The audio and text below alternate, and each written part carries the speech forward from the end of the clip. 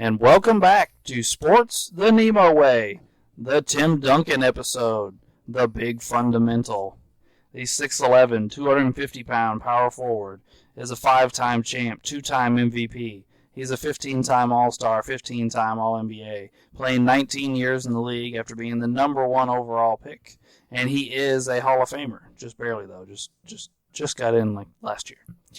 With career averages of 19, 10, and 3 on 50% shooting.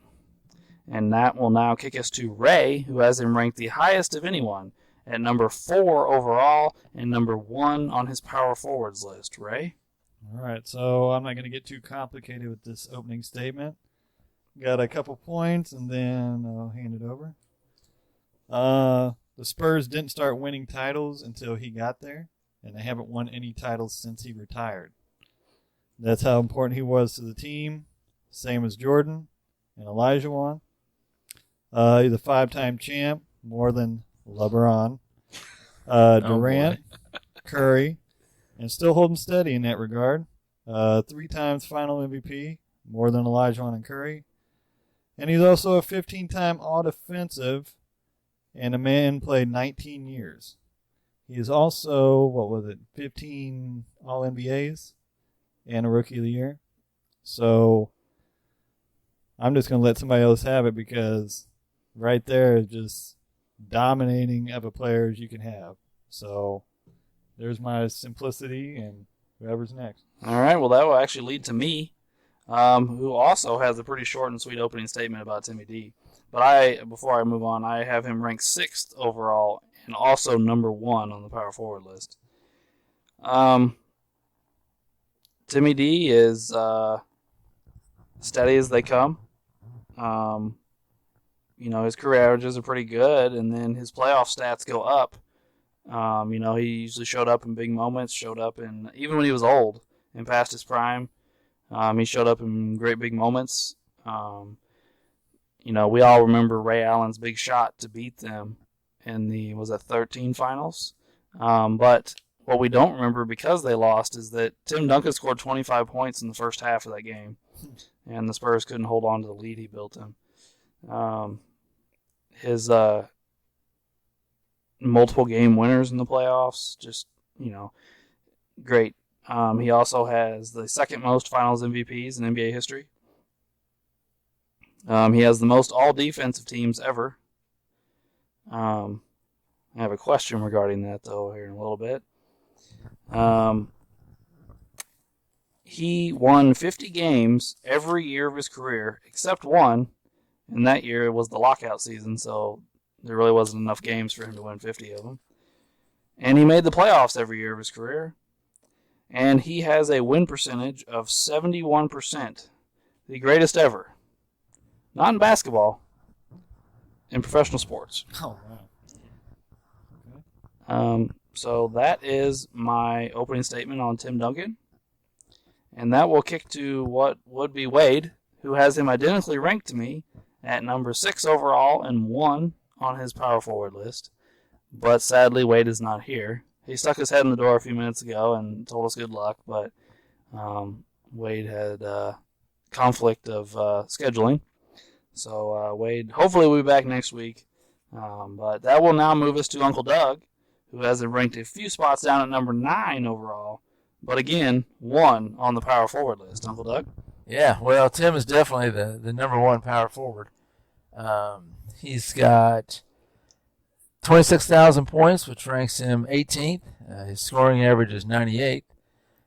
15,000 rebounds, which puts him 7th on that list. And his rebounding average is 39th. He also has over 3,000 blocks, which puts him 6th on the block list. As Alex mentioned, the 15-time All-Defense. Might talk about his MVPs a little later. He had some great seasons that he did get MVP and maybe some great seasons that he didn't get it, but we've talked about MVPs before. 5 titles, 3 of those he was the MVP.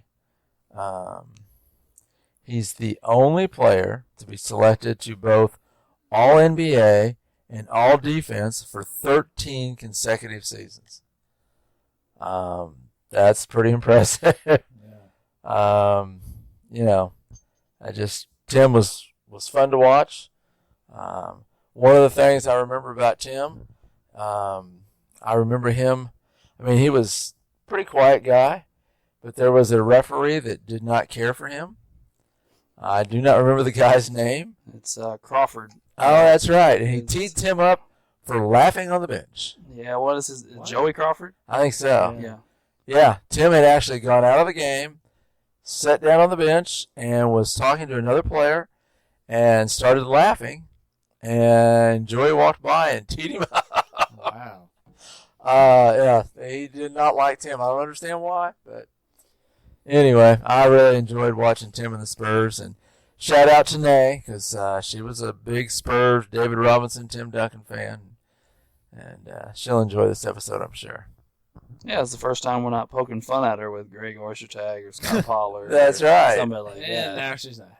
Because those two got brought up in her episode. Well, she wasn't very happy with our Admiral episode either. 'Cause Yeah. I guess we poked at Admiral too We much. bashed on That's her. right. But anytime we mention Scott Pollard, she's unhappy. Yeah. So, we got you.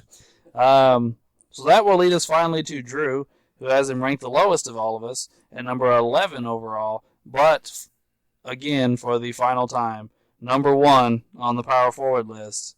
Timmy D is unanimously the number 1 power forward in this room, and I think he should be on everyone's list, but to each their own, I suppose. Drew? Well, I'm going to do my opening statement, which will probably carry on another conversation, but it's going to be a what if. My what if with Tim Duncan is, what if Ray Allen misses that shot? So then that would make Tim Duncan 6-0 in finals. Him and Michael are in the same category together. What do you do then? Well, And LeBron loses again, right? that is true. Yeah. LeBron, well, and that Heat team is just an utter failure at that point. And Right. Kawhi gets another ring. Oh, shit. Wait, sir. There will be like 3 different things going on right now. All right, well, Oh, that is a good what if. yeah, that's a great what if, Drew. Let's attack the first thing first. Timmy D has 6 titles. I do think it helps. It never hurts to win a title. Right. But I do think the difference between Jordan and Duncan and Jabbar is that Jordan was the best player on all 6. Yes. Duncan and Jabbar aren't. Although I do believe Duncan and Jabbar are main contributors to a couple that they're not the best player on. I think they were both still contributing to the team. They weren't just barely playing anymore or not. Right. It wasn't like they were like a bench player or Right.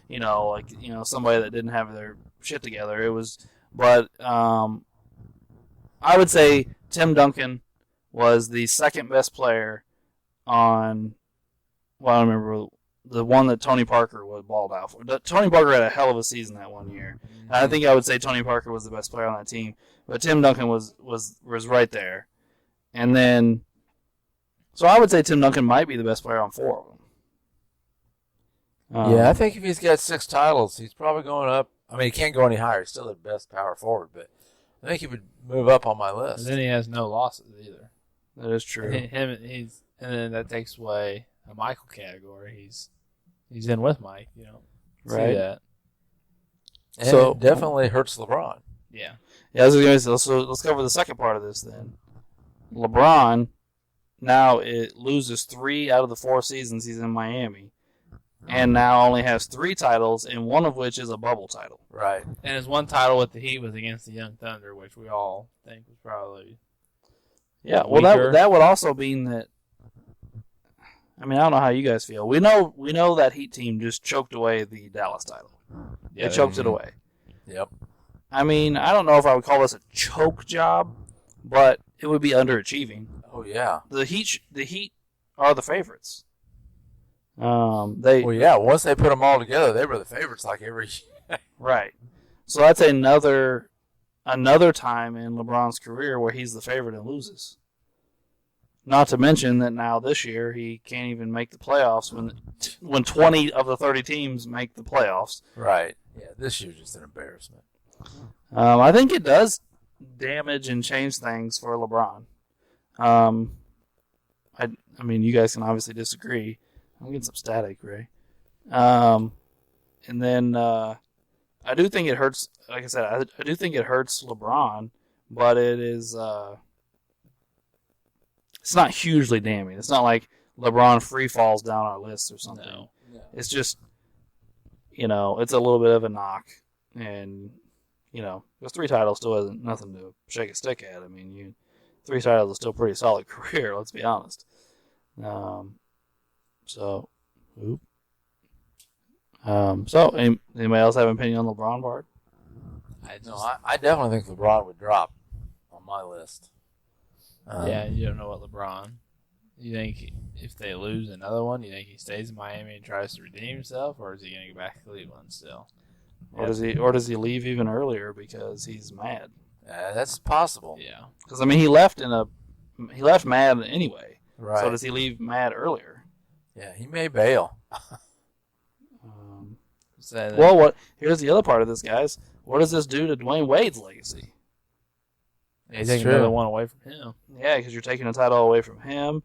Plus, now you're looking at, okay, he was phenomenal in a finals run with Shaq, but then his team chokes away multiple titles, and he still ends up with 2 at the end of his career, which again isn't nothing. But I think we all had him pretty highly ranked on our shooting guard list. Maybe does he drop down your shooting guard list if he loses one of these titles? I think titles have made a big difference, it seems like, in our rankings. And, that whole Heat thing, they were supposed to win. They were up there on stage. Not 2, not 3, not 4, not 5, not 6. Well, it ended up being 2. Right. That was already a failure in itself. Yeah. It's already a failure what the actual reality was. But if you take another one away, it's even worse. Yeah. If they only get 1, and it's against that young Thunder team. Doesn't look that good because you already choked away to the Mavericks.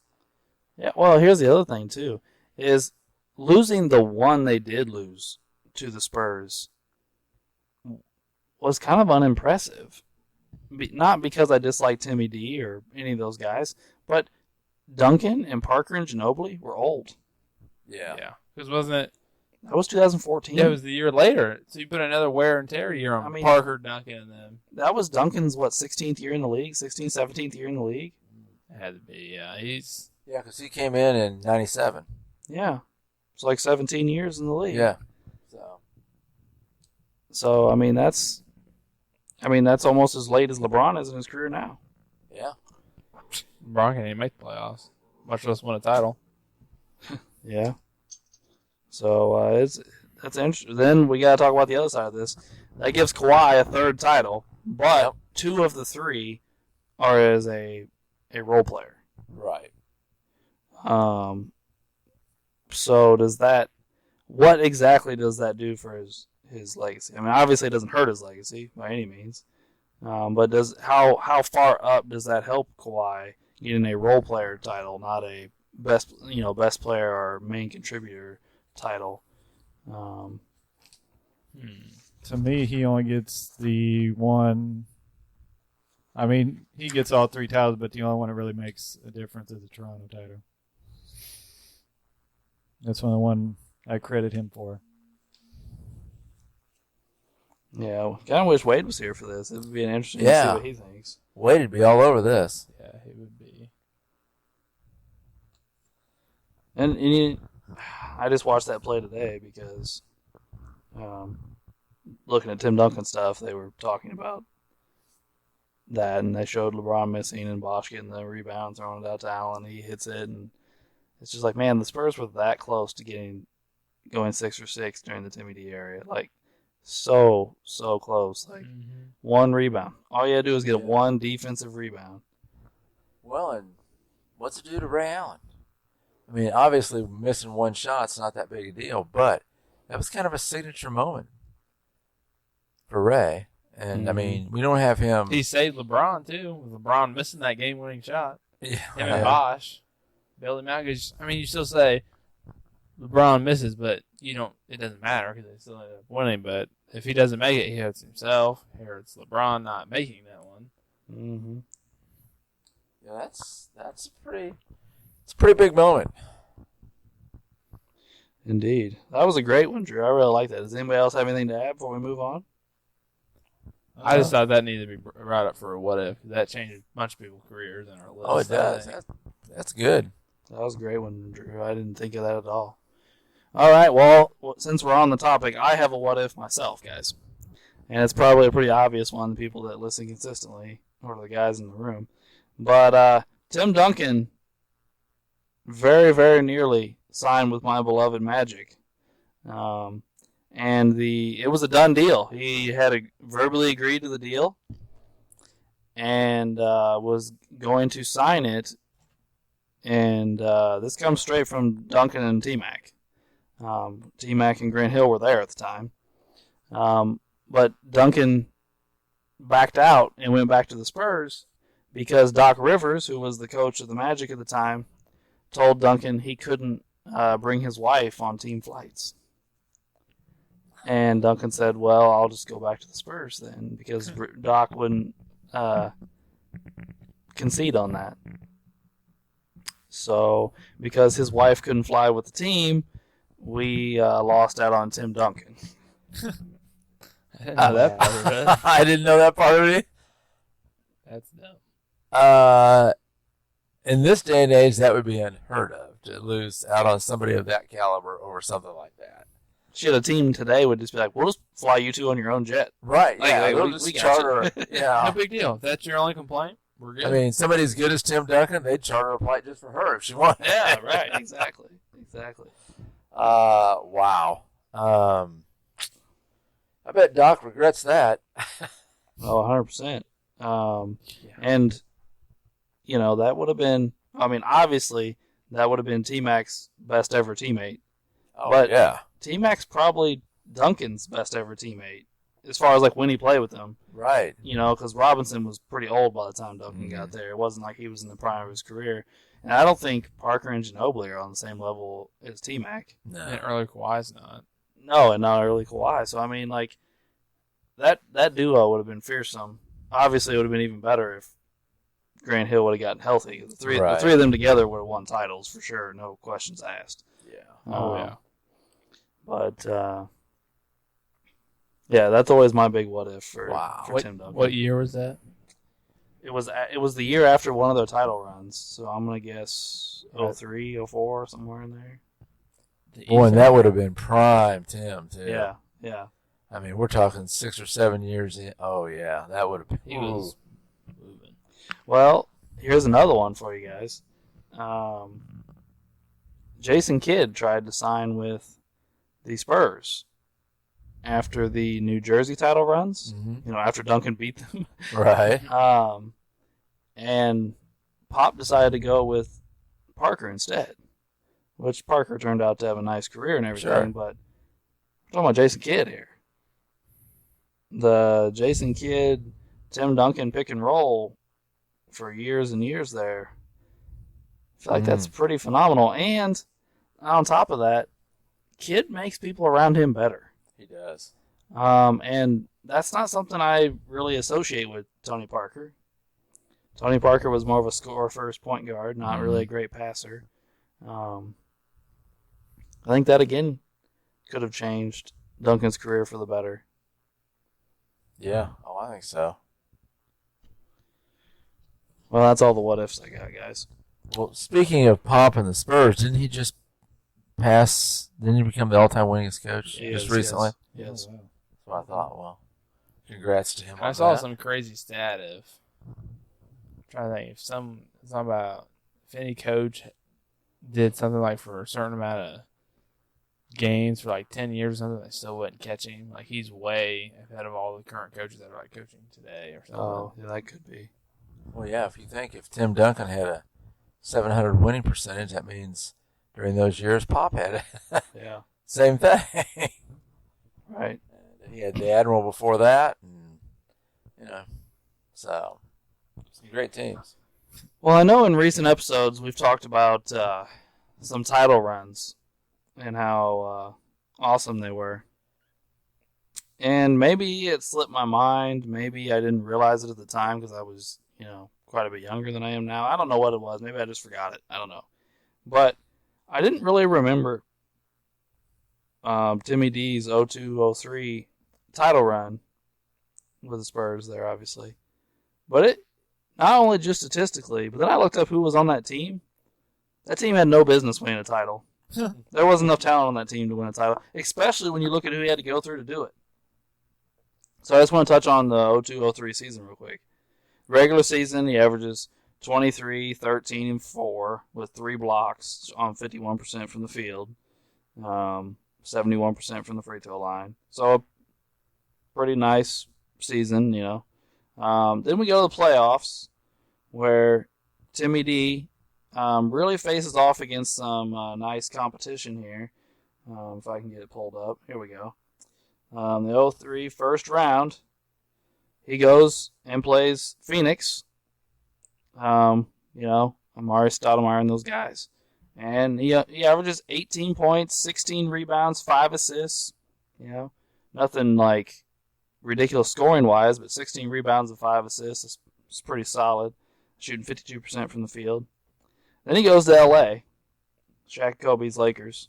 28 points, 11 rebounds, 4 assists on 53% shooting. Man, tongue-tied myself there.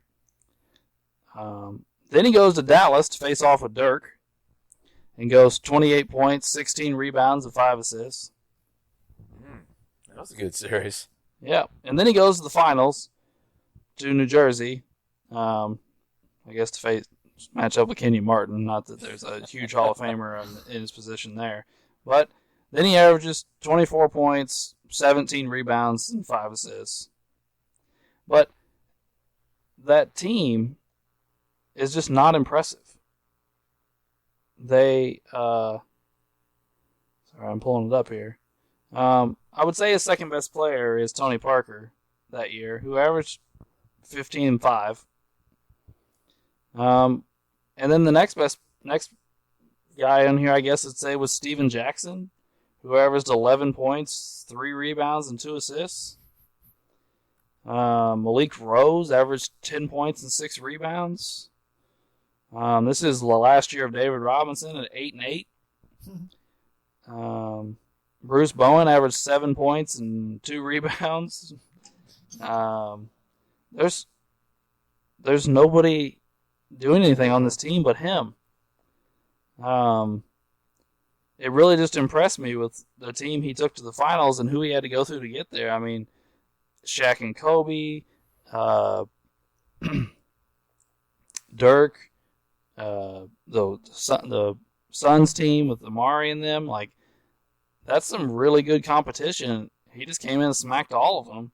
I don't know. I was just really impressed with that title run. He puts up some pretty gaudy stats in the 99 run too, but he has a better team that year. That's why I thought this was more impressive. And none of those series go 7 games. They really marched through that year. I don't know if he was. What about year? He played LeBron. What did his team look like that year in the finals?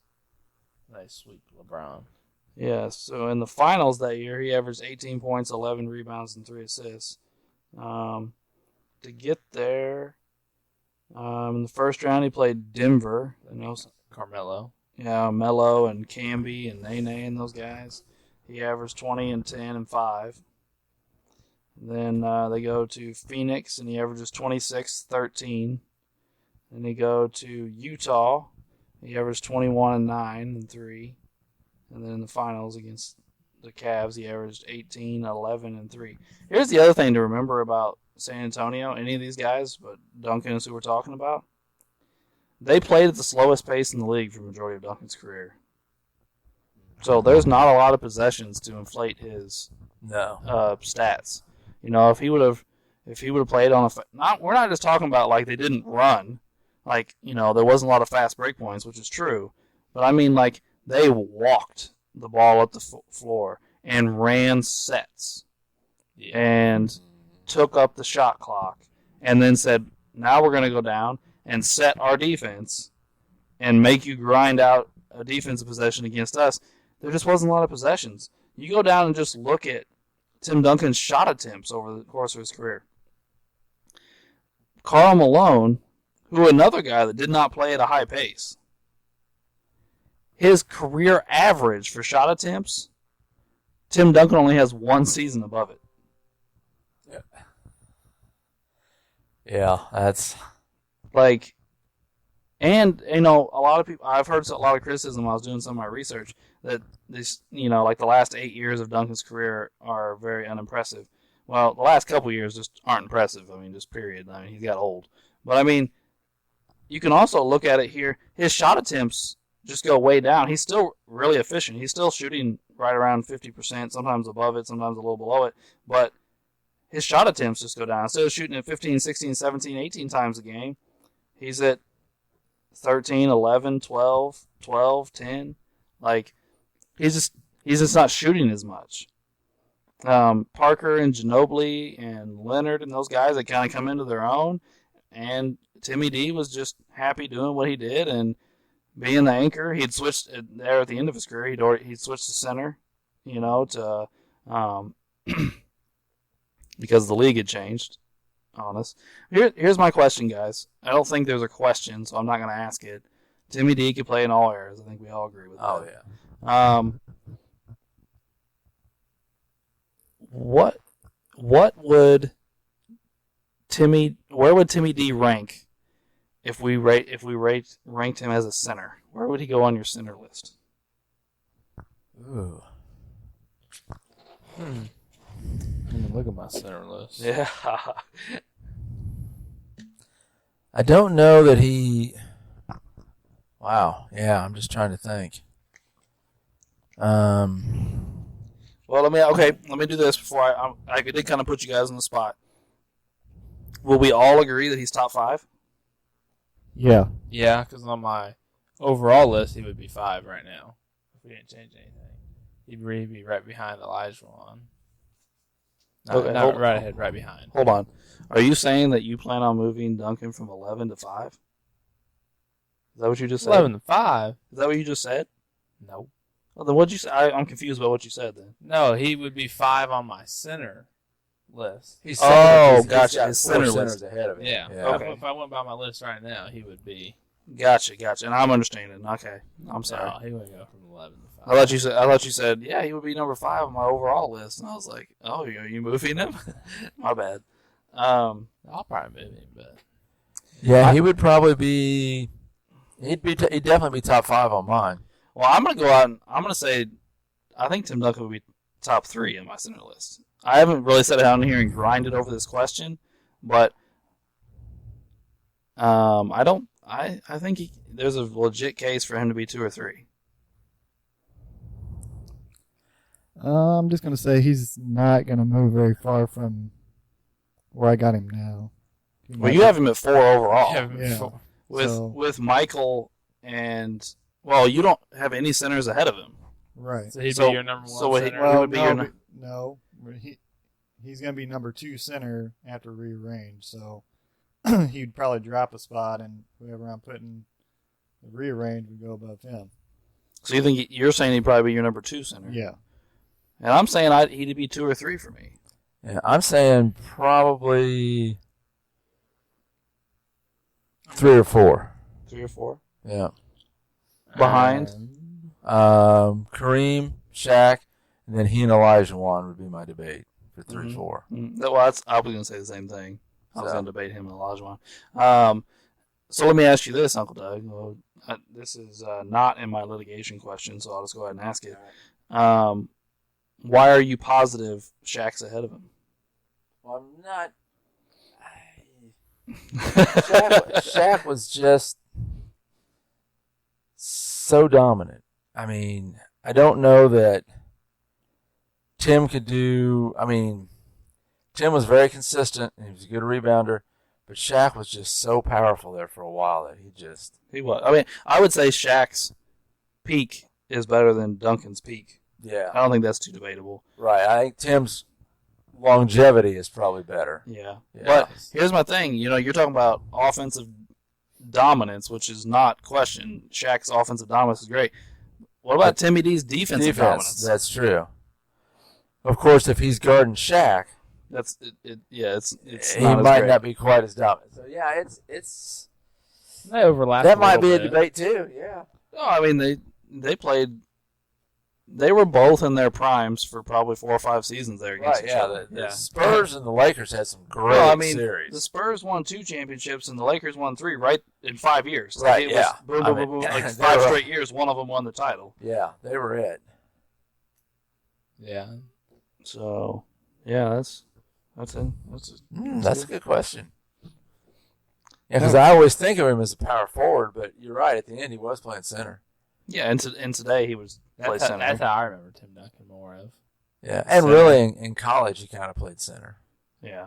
But he just fit that role for the Spurs. Cause, Well, and maybe you can correct me if I'm wrong, Drew, but I'm sure you remember a much less mobile Tim Duncan than the rest of us. Yes, when I think Tim Duncan, I don't see him running up. Like when okay, see, I'm showing my age again, like I always do on the podcast. When I was watching those old Laker videos, like Shaq and Kobe. Actually, Tim Duncan like sprinting up the court. I'm like, what is this? No, like there was a bunch. I was watching Laker Spurs highlights at one point just because one of the videos I was watching, and it was routine. Like Duncan would just beat Shaq down the floor and catch the ball and dunk it, like because he was just so much quicker and more athletic than I'm used Shaq to at seeing that point. it the other way around. Someone beat Tim Duncan down the floor. Yeah. That's just me not remembering younger because I obviously wasn't around yet to see younger Tim. Yeah, I mean he'd already had 2 titles by the time you were born, right? Yeah. And Yeah, the one so- would have been when I was like 1, but still. Yeah. So I mean, yeah. By the way, this is another guy with over 200 win shares.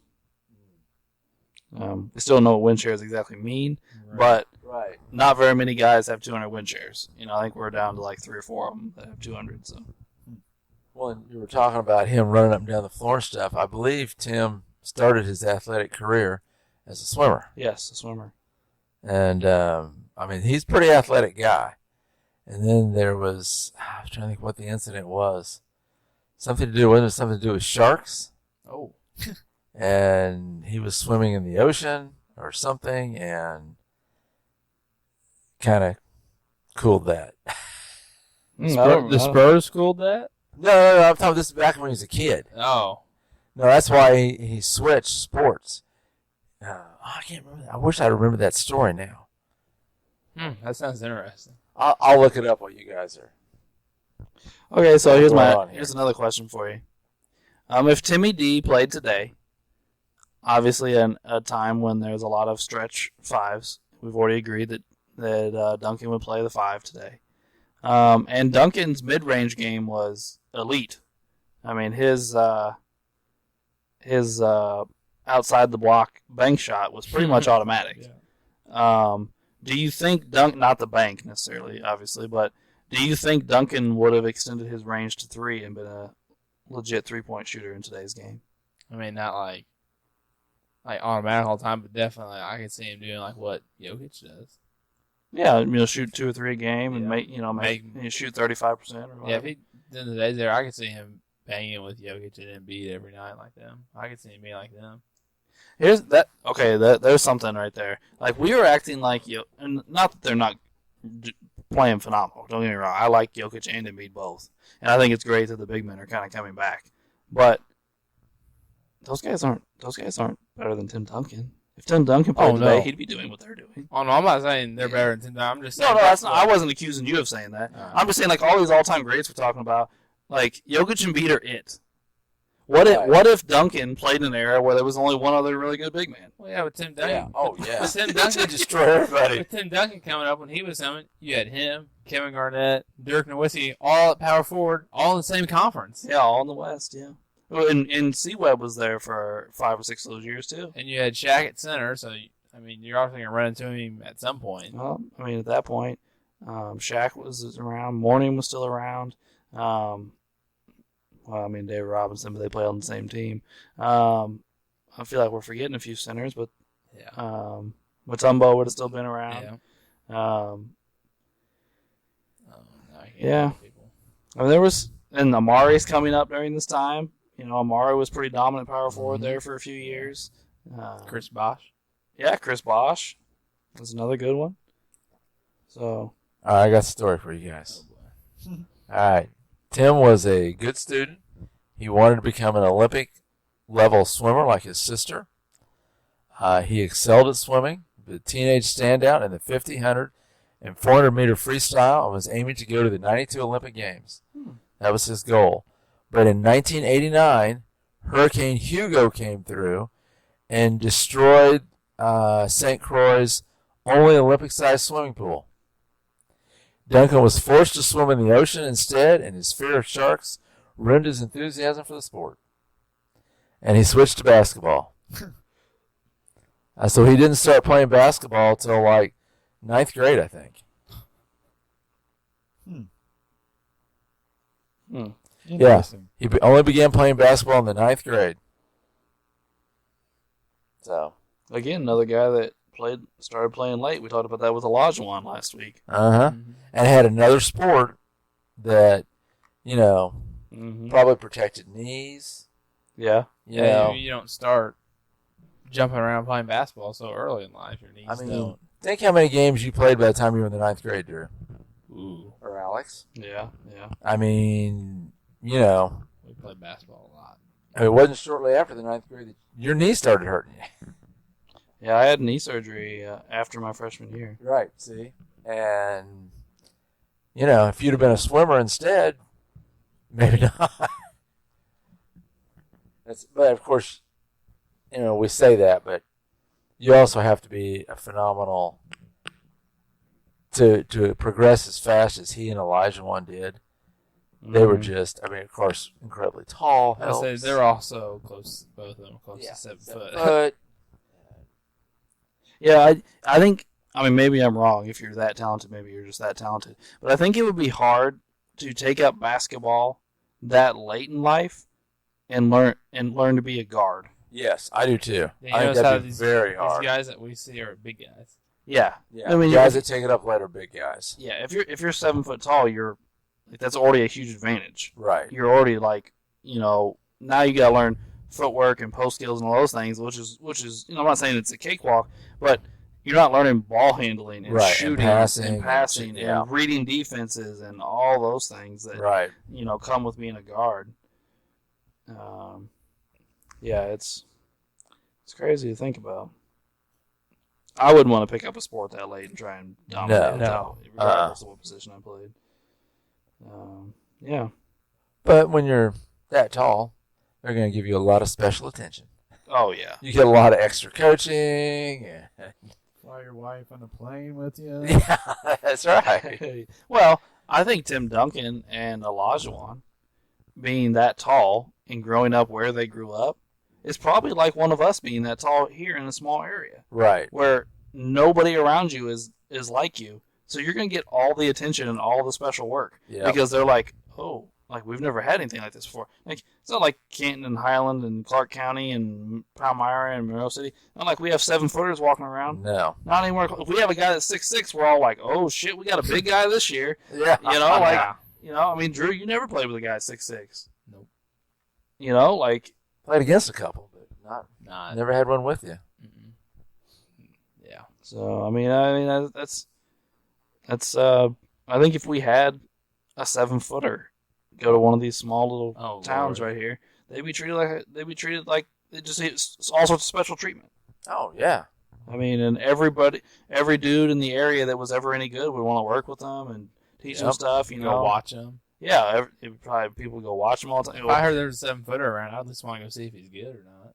Well, yeah, not only that, but a 7-footer here would probably go state title runs. So you would probably go to those games, especially if it's in one of the smaller class sizes, like say Canton or Knox or one of those schools. Mm. I guess we kind of had that. How long ago was Cody Stoneburner around? He was like 6'10" or something, right? And but he played 1A basketball at North Shelby.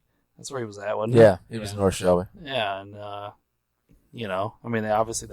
he was dominant around, but he didn't dominate when he came and played against Highland, Palmyra, those guys, 3A schools.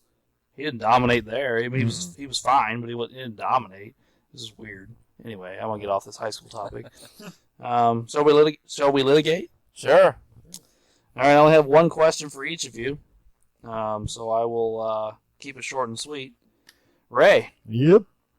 why Duncan ahead of Jabbar? As much of a legacy player as Kareem is, and as good as player as he is with all the titles and all the stats, Tim Duncan just, I think, blows him out of the water. I think his fundamentals and his game and the consistency and all the other accolades, I think he just beats Jabbar just right out of the water. Well, this is gonna be my retort here. Okay. When we're talking about these guys, we're what, 4 or 5 episodes right now that we're our last 4 or 5 guys. Right. You know, the 5 greatest players of all time, or however you want to look at it. Does anybody blow anybody out of the water at this point? No. None of these guys are way better than the one below. I mean, honestly. I'm not trying to be the word police and criticize your terms there. I'm really just trying to get down to what exactly you mean, because I like blow. Okay, so maybe the blow out of the water is a little over the top. Okay. But, I mean, I think Tim Duncan's just a little bit farther ahead than Kareem is. Okay. I mean, I have them 1 spot apart. Yeah. I have Kareem 1 spot ahead of Duncan. I'm not gonna act like I, have it. Well, what do you got? How far apart are they for you, Laker guys? 9 spots. 9. Well, Oh, okay. Kareem's 2 and Duncan's 11. Right. Oh, okay. I'll tell you right now, fans. Duncan's Oh, probably you have him 1. Yeah. Right. So 1 and 9. So yeah. Yeah. But Timmy D's probably gonna come up. I think I underappreciate him because I saw the Tim may slower- come up, but because I saw yeah. the slower version of him. But I don't think he's gonna go top 5. I don't think. Okay. Well, all right. I'll leave you alone, Ray. Okay. Drew, got 1 for you, sir. Oh boy. And this is one I've been picking on here recently because That must be one of my older guys. I'm struggling with it. Why is Jerry West ahead of Tim Duncan? Yeah, I'm struggling with it every time you ask me. Yeah.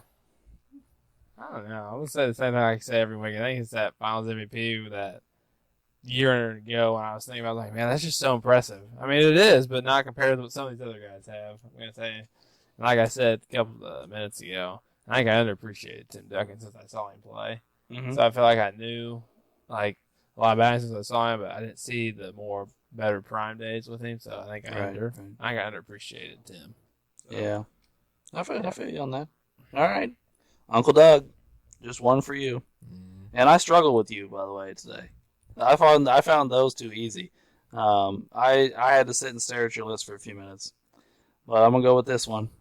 Why Wilt I knew it. ahead of Duncan? Because that's the one that when I was looking, when you mentioned him as a center, I thought, you know what? I could see him being ahead of Wilt Wilt's got the crazy numbers. Yeah.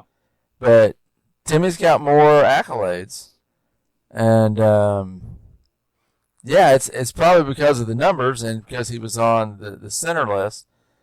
But yeah, I could. Tim's going to move up some. I mean, he won't move crazy up, but Wilt's also going to move down some. So we'll see where they fall at the end. Okay. Maybe a flip flop there. All right, fair enough. I don't think I've got one of those out of you yet. So, all right, fair enough. So I mean, I overdid some of the old guys. I'm gonna be some readjustments. And you guys can look for me, but I was going to say, my question was if Wade was going to be here today, well, I was going to ask Wade about LeBron. Because he has LeBron ahead of Duncan, and I was going to ask Wade. Because, again, I'm interested with Wade's comment a couple weeks ago about he jumped over a couple of guys. And we asked Wade off air earlier who those guys were, and he said Kareem and Magic and maybe Bird. So he didn't mention Duncan. So maybe he does feel pretty strongly about Duncan. So does anybody have any for me? Yes. Okay. Why do you have Elijah on ahead of Tim Duncan? Well, I'm going to be honest with you guys. I mean, I don't know if you guys. I mean, did you guys go back and listen to the Elijah one episode? No, I haven't. Anybody else? Yeah, I haven't listened to it yet. Oh, well, you guys suck. I'm a busy man, Alex. Well, I have a special place in my heart for the Dream. I do love me some Dream. But I'm going to come out and say this, even though I probably shouldn't. I probably should wait till the end, but I'm going to say it now. I've said for years and years and years that Dream is the greatest center of all time. And I argue it. But if I'm looking at it objectively, at the end of this, Jabbar will be 1 and Olajuwon will be 2 on the center list. Oh, we're so proud of you, Alex. But I think Duncan and Olajuwon is a great matchup. I think it would have been a great matchup in real life. I mean, but it's one I would really go back and forth on. I'm not 100% sure. I mean, Duncan obviously has the titles and one more MVP. But I also go back to who Olajuwon was competing for those two things against. How many of those things would Duncan have if he played throughout the 90s and had to compete against MJ for the MVPs and the titles? So I think that's part of the questions I have to ask myself. So I don't know, Drew. I guess I'm not going to give you a straight answer. I mean, I have Olajuwon ahead of Duncan too, so I was just asking. So I think it's close. I think they're two of the greatest defensive big men ever. I think they both have a case for the greatest defender ever. I think they both have a case for it. So that's what's crazy elite. Which there's a question I haven't asked yet, by the way. So remind me so I don't forget. Speaking of Duncan's defense, but I would give the edge offensively to Olajuwon. I think so. Yeah. But we also talked about Olajuwon didn't get a lot of help, and Duncan didn't play with any real big superstars, but he did play with a couple Hall of Famers.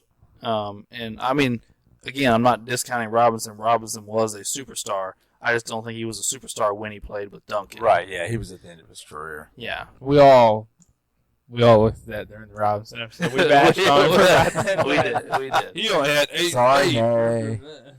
Yeah, we did. Yeah, but I would love to have watched Duncan and Olajuwon play against each other. Yes. That would have been a very enjoyable game to watch. Indeed, I agree. If we could have moved time periods a little bit and had Sampson and Olajuwon go against Robinson and Duncan, that would have been pretty sweet. Boy, that would have been sweet. Yeah. Wow. All right. Well, here's my question that I alluded to at the very beginning of the episode and never got back to. We're talking about one of the greatest defensive players of all time. We're talking about the person with the most all defensive teams of all time. Why doesn't he have a defensive player of the year? Yeah, I guess I didn't realize that. Can you tell me who won it throughout those 15 years? Well, Ben Wallace would have got 3? Well, Or 4. Well, Mutombo would have. I don't know where those Mutombo's fall. I know Mutombo has 1 because they're in that Lakers championship against the Sixers. Mutombo's defense player of the year that year. So that would be one of those years when Duncan's in his prime. All right, let me see here. Who else would have got some? Kevin Garnett got 1 during that time period? Garnett would have gotten 1. Yeah. Well, I'm trying to pull the list up so we can have a for sure list. No, Here. I'm struggling to see who. Of course. Who else? I know Ben Wallace would have had some in there. All right, here. I got a list pulled up. All right, so we're going from 97. So it's back-to-back Dikembe Mutombo. Then it's back-to-back Alonzo Mourning. Then it's Mutombo again. Then it's back-to-back Ben Wallace. Then it's Ron Artest. Back-to-back Ben Wallace again. It's Marcus Camby. It's Kevin Garnett. 3 straight Dwight Howards. That's probably about when it's over. Yeah. Okay. So it's about 5 guys over a 15-year span. So about half of them who didn't play offense. Right. That's what I was guessing. They're not. Mm-hmm. Yeah, I mean, Ben Wallace, Marcus Camby, Dikembe Mutombo, none of those guys were offensive forces by Right. any means. Alonzo Mourning was played offense. Ron Artest, Yeah. Garnett. Well, that makes sense then. It makes a little bit of sense. I mean, it's hard to judge Defensive Player of the Year. It really is. Like, yeah, we're judging it off blocks and steals, but there's so much more to whether you're a good defender or not by just whether you get blocks or steals. I mean, Yeah. don't get me wrong. I think protecting the rim is important, and being able to be a big man that blocks shots is great. But Being in someone's face when they miss shots is Mhm. that's not you can't count that as a statistic. Right, I agree. All right. Well, shall we give our closing statements on all Timmy D? Yeah. All right. Well, let's go in reverse order here and hit Drew up first. Oh well, one of the players that I actually got to watch growing up. That's something. Seen him win championships. How many? You said you get to watch him win a couple, two, maybe. 'Cause, I mean, obviously you didn't see the first two. Would you watch the third one? What year would that have been? 05? No, you wouldn't have been too young then. Yeah. So You'd you'd been been pretty I little. might have seen. You probably watched some of it, but you probably don't remember I it. might remember a little bit of the one when they swept LeBron in 07, but it's very vague. But the one I remember the most is the one that when they obviously beat LeBron in Miami. So I think I'd appreciate Tim Duncan, like I said earlier, because I didn't see him in like his prime. I mean, he was still good those earlier years that I got to saw him when he was kind of slowing down, but he was still good, and he was. I remember being mad at Tim Duncan because last year Kobe made the playoffs, he swept them, and I was mad. But yeah, I'm not gonna lie to you. I didn't always like the Spurs. Yeah. Well, the year that one year they just pretty much decided to beat the shit out of the Suns. Like they broke Nash's nose, kicked him in the balls, threw him into the scoreboard. They had some guys that were 80-ish players. Yeah, like it was one of those years where they're like, man, these guys are too dynamic and athletic. We can't hang with them. We're just gonna beat them up. And I didn't like that year, Yeah. especially that year. But anyway, sorry, Drew. but yeah, I think Tim's gonna move up on my list, but it's not gonna be huge jump where it's like surprised. But I think he's definitely gonna come in the top 10. It's one more spot he's in it, but I think he's gonna move a couple more spots past that. So maybe somewhere between 10 and 7. Just as a little hint, somewhere in there, I think. Keep you guys guessing. Fair enough. Well, that will lead to Uncle Doug. Yeah, Tim will probably rise a little on my list. Again, I think probably underappreciated a little bit. And part of it, goes back to the big fundamental. Tim wasn't flashy, No. but he was solid, and you could count on him every game, every year, year after year. And just a phenomenal player. All right. Well, that will lead to me, and I'm going to ask a question for my closing statement. I think we've said pretty much what there is to say about Timmy D. He's all-time great, but well, maybe I forgot my question now. Uh-oh. That's not great. Not great at all. Well, crap. Maybe I won't ask the question.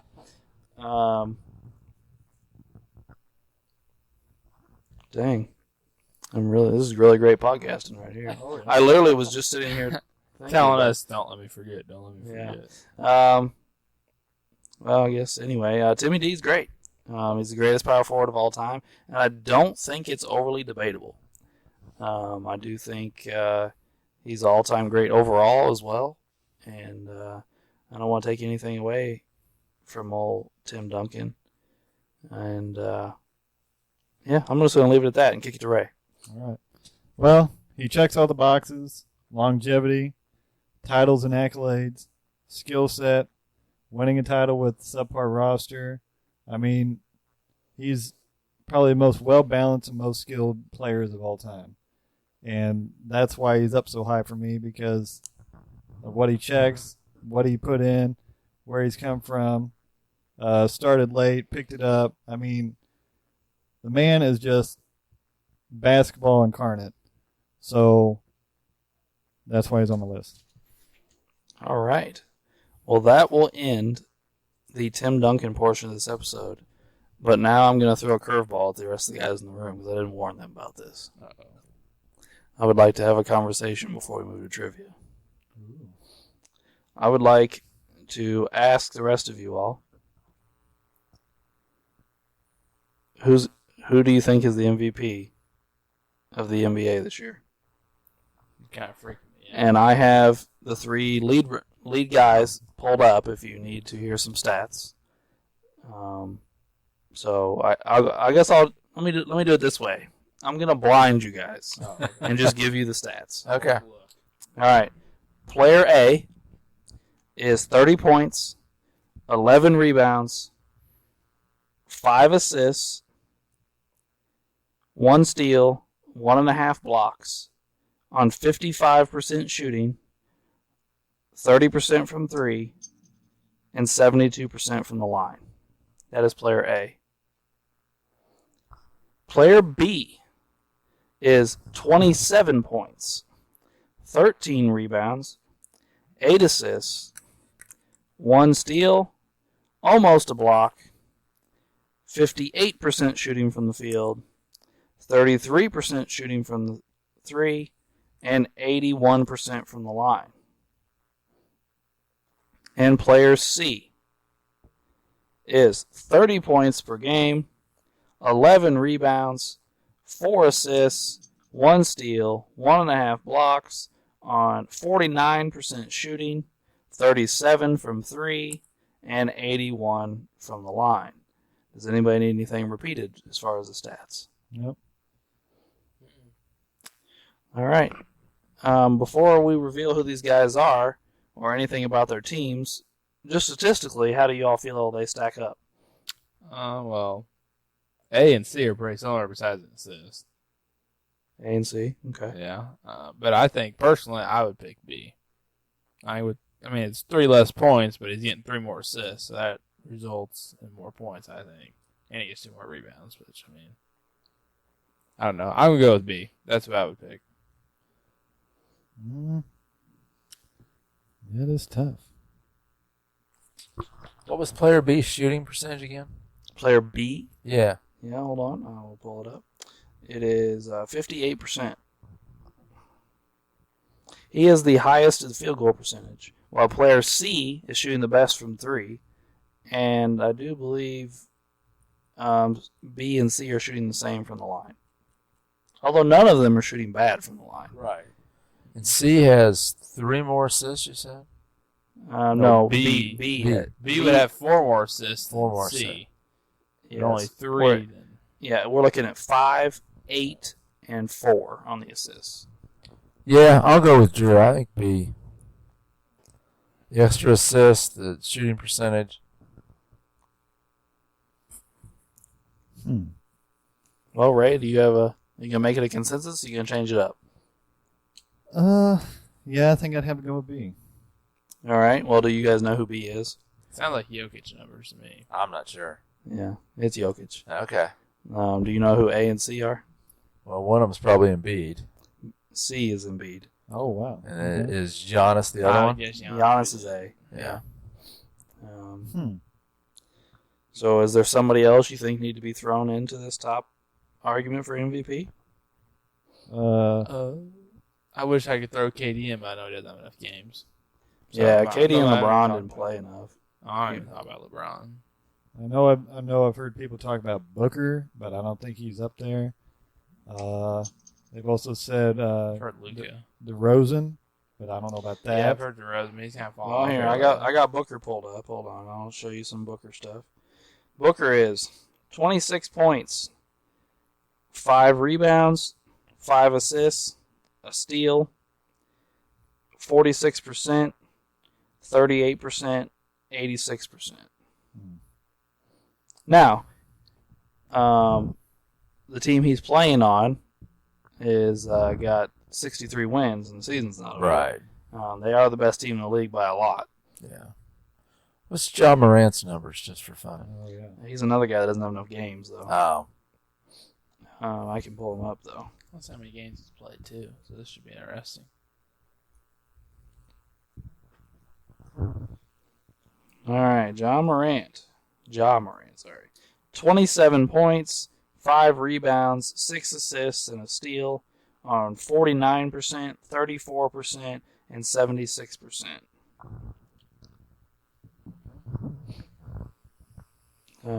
You said who? DeRozan, Ray? Yeah. But, I mean, he's not. I mean, he's in the conversation, but the Bulls can't beat anybody worthwhile. That is true. That's true. DeRozan is 28, 5 and 5, and a steal on 50%, 35%, and 88%. So I think he's having a better year than Booker. Yeah. Yeah, I still think Joker. There's only one more guy here, guys, that nobody's named that I think of. Luka. Oh, yeah. Oh, I thought I said Luka. Did I? I don't remember. Here's Luka's season.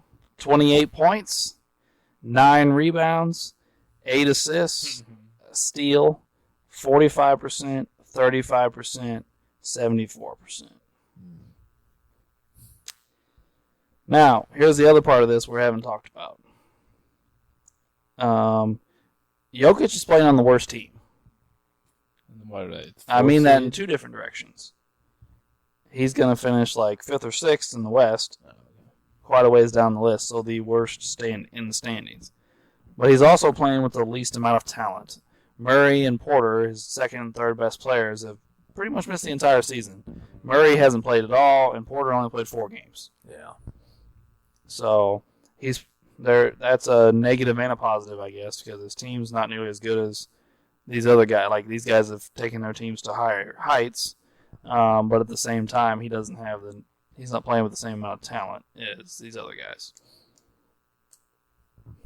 So does that change your mind at all, or are you still sticking with Jokic? Honestly, my thing with MVP, I've always went on who's had best stats, and if their team, while they're in the playoffs, I think that, because sometimes they give it to people who have worse stats just because they have the best team in the league. Mm-hmm. So I think since Jokic with the crappy team, he's still 5th or 6th in the West. And I mean, yes, Booker had his first, but he's not in the conversation. And Embiid has Harden and all this other bull crap going on in Philly, and they still find ways to lose games to people that are just bull crap. So I'd give it to Jokic. Well, okay, so who's your order them 1 through 3? You said Jokic 1. Who's 2 and who's 3? Jokic, Giannis, Embiid. Does Giannis have a regular season MVP yet? He has 2. 2. Should that matter, though? Well, because I'm kind of wondering how they're going to do it, because I don't think they're going to give Jokic back-to-back. So it's going to be probably up to Embiid or Giannis. I think they're going to give it to Embiid since he doesn't have one. Well, he's been talking on the press like, I think I did enough. I think they just hate me. Like, bro, come on. I'm not gonna lie to you. I mean, 30 points, 11 rebounds, 4 assists, a steal and a block. That's a pretty nice season. Yeah. Oh, yeah. You can't really complain with any of those top 3 you mentioned. No. They all had great seasons. He shoots lower from the field than the other two. You know, like 4% lower than Giannis and like 9% lower than Jokic. But he's shooting better than from 3 than those guys, and he's shooting a very respectable number from the free throw line. So, I mean, he's had a great year, but 27, 13, and 8, and 58% from the field. Yeah, that's Well, and Jokic is shooting 4 threes a game. It's not like he's like only scoring in the paint. He's shooting 4 threes a game and still shooting 58%. so. I'd give it to Jokic. But I think I would too. I don't have a vote, so it doesn't matter. All right, so we also talked at the beginning of the season. We made our title predictions. Who was going to make it and who was going to win it. Does everybody remember what they picked? I think I picked the Lakers and the Nets, and I look so dumb right now. Well, the Nets have a chance, but I know the Lakers. You remember what you picked, Ray? Yeah, I think it was the Suns and Milwaukee rematch, and I had to think the Suns winning this time. I had Milwaukee and the Lakers, Okay. and I had Milwaukee winning. I don't remember mine, I'll be honest. I'm old. I think I had the Lakers and the Nets. And, I don't remember if I had the Lakers or Nets winning, though. So what I was going to ask is who do you think will be in the finals now? Well, you got the sleeper Nets down there in the play-in. I'm going to go with... Definitely not picking Sixers. Miami and Golden State. Wow. Ooh, that's a bold prediction. I'll go with Miami and Phoenix. I'm definitely picking Phoenix to come out of the West. I have no faith in the Warriors. The Warriors look like shit for weeks now. And they've been a 500 ball team since the All-Star break. So I'm not going to go with the Warriors. And nobody, and I mean nobody else in the West scares me. Oh, no. Yeah, if I didn't pick the Warriors, I would definitely pick the Suns. Yeah, like, as much as I like John Morant and the Grizzlies, they don't scare me. No. They're too young. They have no playoff experience. They're, unproven quantity, and they have one scorer. So, like, I don't think they're ready yet. But Utah doesn't scare me at all. No. They've never scared me. No. Even if they have 3-time defense player, you go, yeah, I'm scared. Wow. You really feel true? He does not deserve 3 defense players of the year. I could go sauce up on him down there. I got you, Wade. Another NBA player. Drew, I have to say that was the best impression of him I've ever heard in my life. Here, Ray, I got another one for you. Look. I'm touching mics right now, by the way, listeners. I'm not a Rudy Gobert fan. He just makes me mad. As a defensive player of the year, you can't be picked on in the playoffs in key situations. I hate to tell you, but you can't. Well, I just listened to a podcast on the way here where I was listening to 2 guys tell us how that's not true. What do you mean it's not That true? Rudy is, in the playoffs, Rudy is not the problem on defense. It's the rest of the team not playing defense is why Rudy gets exposed, because Rudy ends up out on the perimeter instead of protecting the rim because these guys can't contain their men, and then he gets exposed. Now, part of that is probably true. I mean, Rudy does get exposed on the perimeter. He doesn't get exposed at the rim. That's never been Rudy's problem. Rudy doesn't get dominated by guards driving into him in the post. That's not what happens. But every big man in the league now has to be able to move their feet and play the pick and roll out on the perimeter. Yes. So, yeah, I don't know what to think about that, but I agree with you, Drew. I think you can't be the best defensive player in the league and then in the playoffs get exposed every year. But I did hear this. I want you to think about this, guys. That Dallas and Gobert want a union this offseason. How do you think Gobert plays with Luka in Dallas?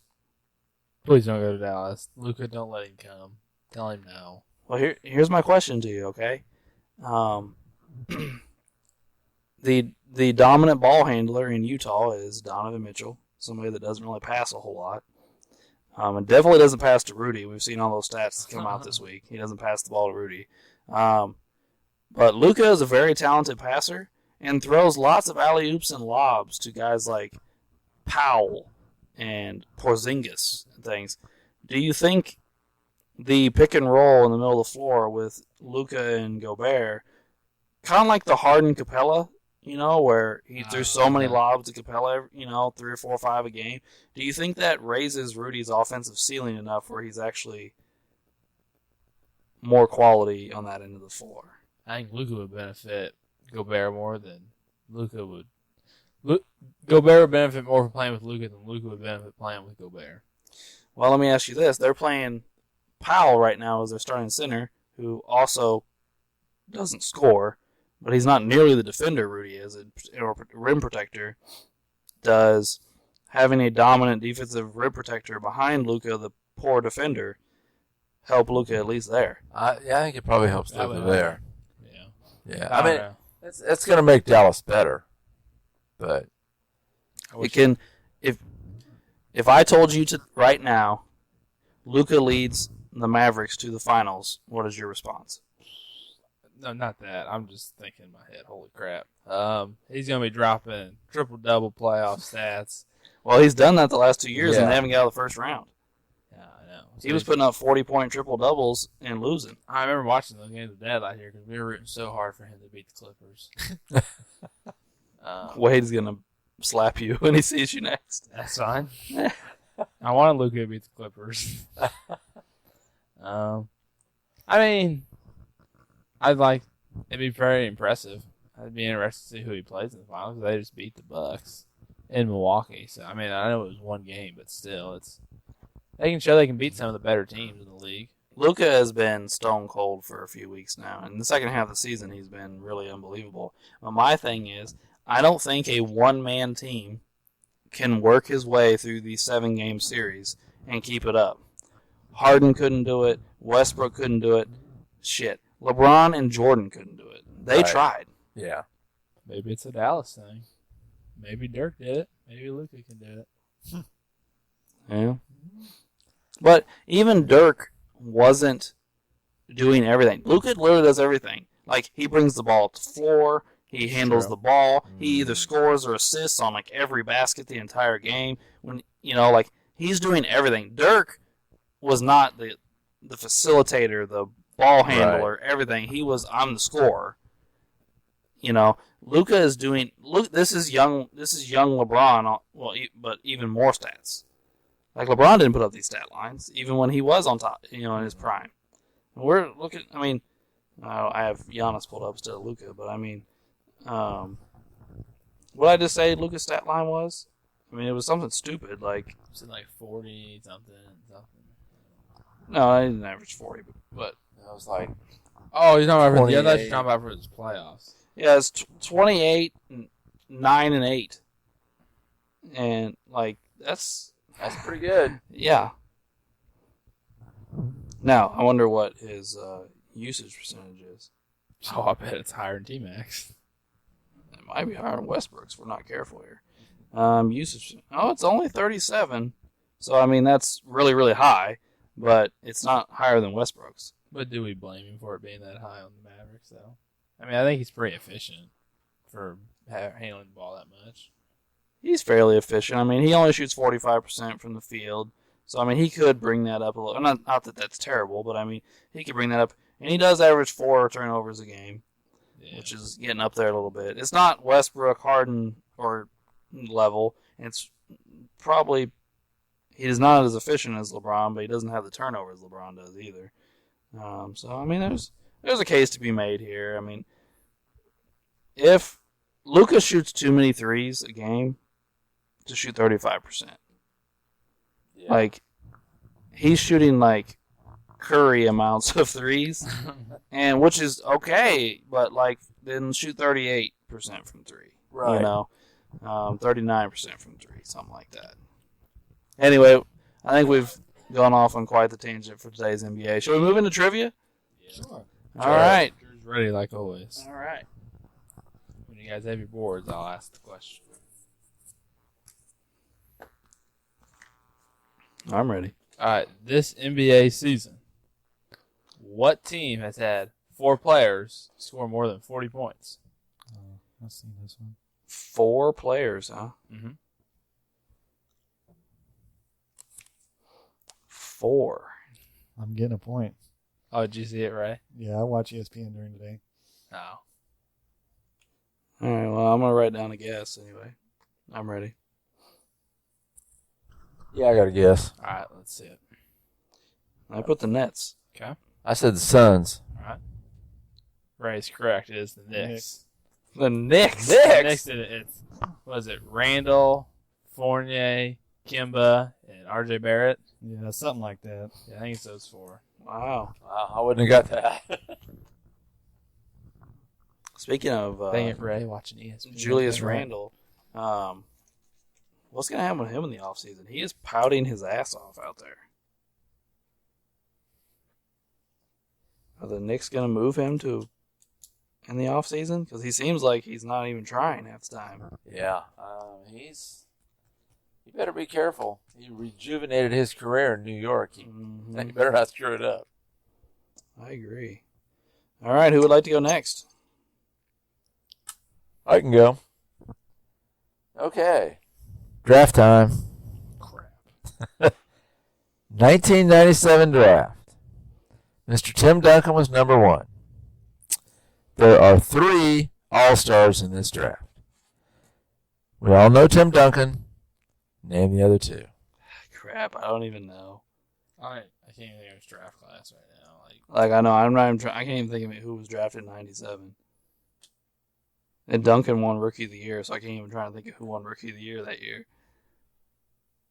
Oh my goodness.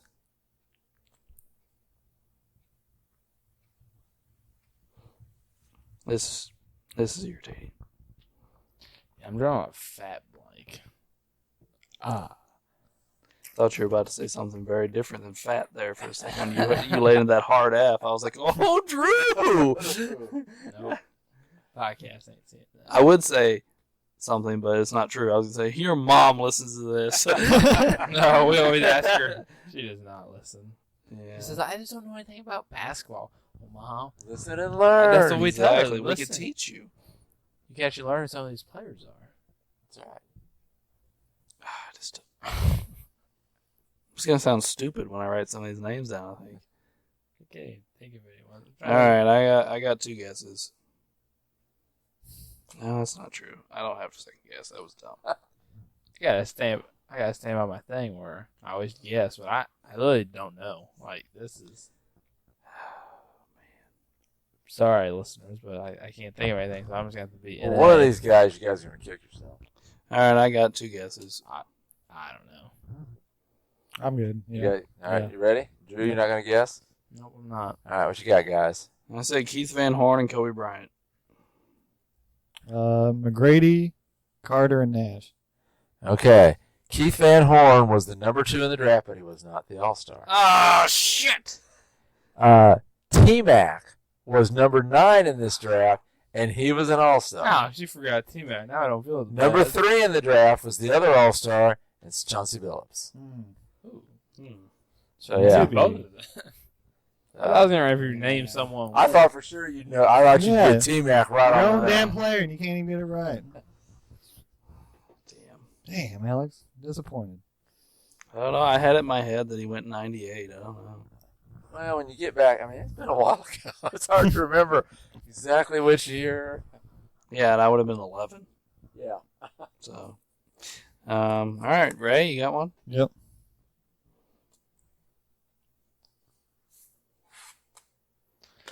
Who is the current owner of the Golden State Warriors? The fuck, Ray? You're welcome. Owners? Yeah. Owners? Yeah. The owner I know is Mark Cuban for Dallas Maverick. Excuse me? The only owner you know? You don't know the Lakers owner? You don't know? Oh, yeah. Okay. Never mind. Now that I'm sitting here, I'm starting to name. I was people gonna say, you off know my the head. Clippers owner too, I can see him. Steve Ballmer. Yep, I can see his face. I couldn't put a name to it. And I'll even give you a hint. Well, no, I can't give you that hint. Go ahead and give us that hint. Michael Jordan. Yeah, Michael Jordan. That's just Never true. mind. Now that I'm sitting here, I know more. No, because I was going to give a movie reference, and it's just like, well, that just gives it all F away. So it's an actor or actress. No, it's not actor or actress. I'll tell No, you. I could see him in my head. He's a goofy looking white guy, but I can't remember his name. I'll be honest. I don't know his name, so I'm out. I'm gonna know it when he says it, but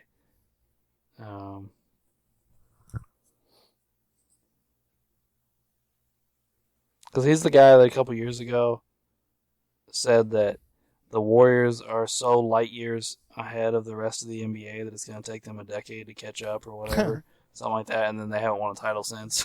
Yeah. All right, I got my answer.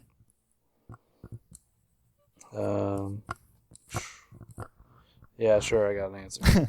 You stumped me, Ray. I put Williams. But Tim Goodridge. And the correct answer is Peter Goober. And I was going to give a Die Hard reference to the main character who was Hans Gruber, Yeah, but that wouldn't have helped. no.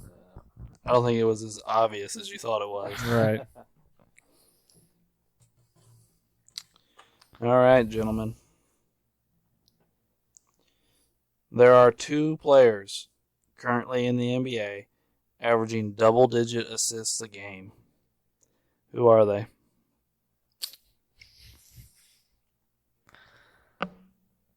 Oh.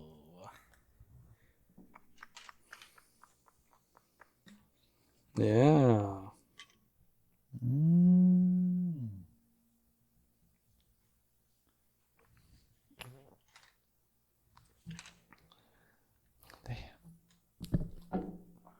what's this one guy's name?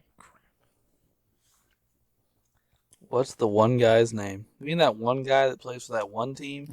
He does that one thing while he's out on that one I can't floor. tell you the team because I can't. Never mind. I'd give it away too. Who I'm thinking of. Probably not even right, but I can't give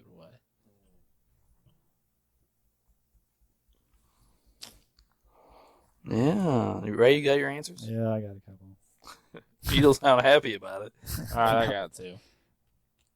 No, because we just talked about one. I can't remember that one. All right, I got two bad guesses. Well, one bad guess and one, yeah. What you got? I got Kyle Lowry and Chris Paul. I said Chris Paul and Harden. I said Kyrie and Luka. Uncle Doug is correct. Mm. Yeah. Well, I was confident with Chris Paul, but I wasn't confident with Harden. Yeah, it's James Harden. All right, a point. Wow. Coming for you, Wade. I don't have enough time, but Yeah. By the way, he had a response to your the writing you put on the last episode. Oh, yeah? Because it said, for those of you that don't remember, it said that Wade's starting to miss more episodes than Kawhi misses games. And Wade's response was, "Yeah, we are a lot alike. We miss a bunch of games, and then we both win." Well, and we can't say anything because he is still beating yeah, us. that's right. So, all right. After this week's tallies, the scores are as follows: Ray with 23, woo! Drew with 45, Woo! Uncle Doug with 47, Alex with 53, and Wade with 58. So Wade's lead was not cut into this week, but Uncle Doug moved one more spot ahead of Drew, and Ray moved up a spot, moved up a point. Thanks for tuning in for our Tim Duncan episode this week, and let's tune in next. Please tune in next week. Man, I got tongue-tied there. Please tune in next week for the LeBron James episode. And thanks for tuning in to Sports the NEMO Way.